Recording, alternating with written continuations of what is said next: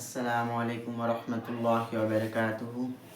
রাসূলুল্লাহ সাল্লাল্লাহু আলাইহি ওয়াসাল্লামের এক হাদিস, ছোট্ট একটি হাদিস, যে তোমরা সৎ কাজে আদেশ করো এবং অসৎ কাজে নিষেধ করো। কেননা তোমরা যদি এই কাজটা না করো, তোমাদের ওপর আল্লাহ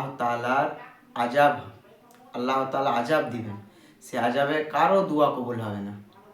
তো ইনশাআল্লাহ সকলে আমরা চেষ্টা করব সৎ কাজে আদেশ করা।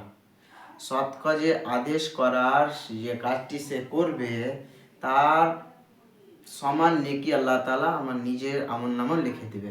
এবং অসৎ কাজে যদি কাউকে পরামর্শ দিই, তো যতদিন সে গুনাহ করবে ততদিন তার অর্ধেক গুনাহভাগী আমি হব।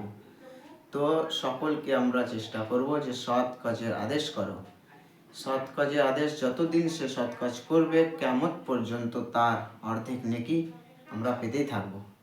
তো ইনশাআল্লাহ সকলে আমরা চেষ্টা করব সকলকে যেন সৎ কাজের আদেশ করি।